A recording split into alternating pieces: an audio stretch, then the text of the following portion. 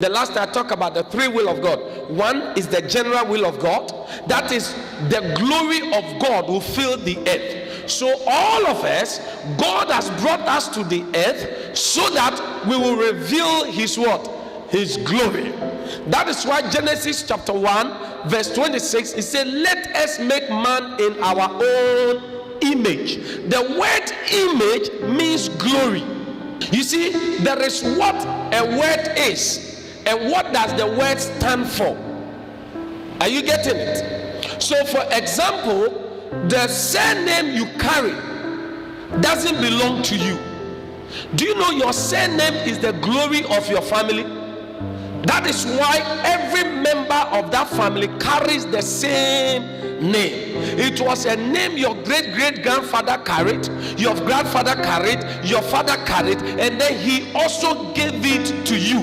So it is the family glory that is passed on. So there are certain names when we mention, you know that this name is a name of riches. You mention certain name, you know this is a name of football, you know this is a name of bankers. You enter that family, you see that there is a particular trait in that family, and sometimes when you are behaving in certain way, they will call you and warn you and tell you that you are disgracing the family.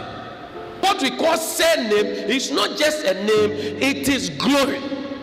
What we call surname is not just a name, it is identity. What we call surname is not just a name, it is a belonging. So the name that is on you, whatever story that is around that name becomes your story. So whatever story that is around the image of God becomes your story. So if God created you in his image, it means that he created you in his glory. For example, we have the Nyaniba brand. The Nyaniba brand is a special brand that anytime you talk about Nyaniba, there is a particular picture that comes into your mind. You understand? And anybody who is associated with the Nyaniba brand has that kind of value, that kind of excellence, that kind of superiority. You get what I'm talking about? When you go to the university, for example, there are certain university halls. When you are part of that hall, you have some natural pride. An example is Vanda. You go to the University of Ghana, you have Commonwealth Hall, and you see the Commonwealth Hall people, they have some kind of pride that they command, and they have built some kind of brand, and that is their image. So God has given you his image. So when God said, let us make man in our own image, that alone is an assignment.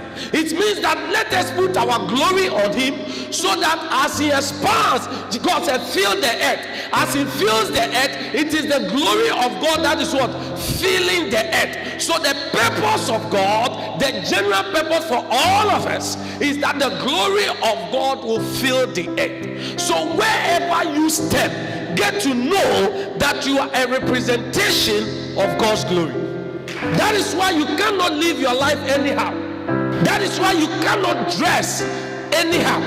Like as I'm standing here, I'm standing as a man of God. Before you, I represent all genuine men of God in the world. So if I dress anyhow, I am disgracing the calling. Is that not it? As a nurse, the way you dress is important because you are representing every single nurse. You are not representing the slave queens. So you can't dress like a slave queen.